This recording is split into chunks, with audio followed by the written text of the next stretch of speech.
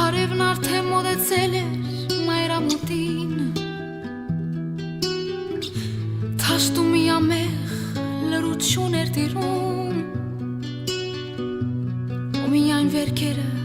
վիրավոր հողի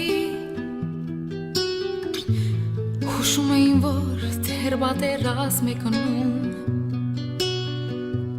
խրամատի մեջ մի պատանի զինվոր կարոտով նամակ էր գրում, նա հիշում էր տունը հայրենի, ծվարած հայոց լեռներում, միրացին իմ մայրիկ սպասիրից, և ես կգամ, ես քեզ շատ եմ սիրում, կարոտել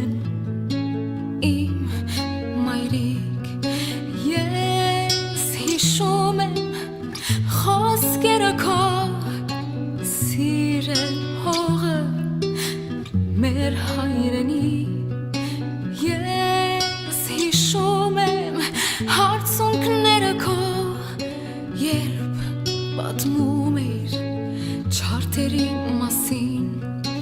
ես հիշում եմ դունը մեր փակի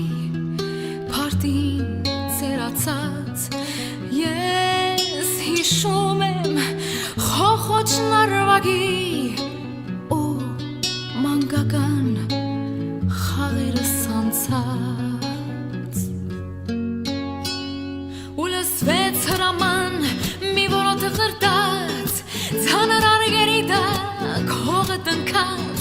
ձերքին հրացան նամակը ծոցում բահած, տղան առաջ նետվեց հատամները սեղմած, պետք էր անցնել ընդամենը 100, լոկ 100 քայլ հայրենին հողի, բայց ինչքան կարճ են քայլերը խաղաղ, և ինչքան երկար թաշտում այս կռվի, ու հանկարծ կարծես լրեց ամեն ինչ, տղան հնձված հասկի պես ընկավ, ձեռքերում սեղմած նամակը ծակված, հայացքը ուղղած կապույտ երկնքին, նա նայում էր կապույտ երկնքին ու հիշում էր տունը հայրենի ու փակի փարտին ծերացած, որի տակ մայրը կսպասի նամակի,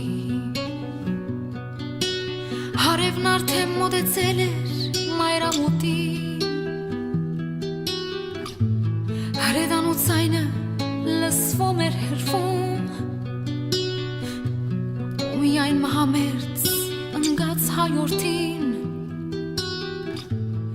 հայոց լեռների երգներ երգում,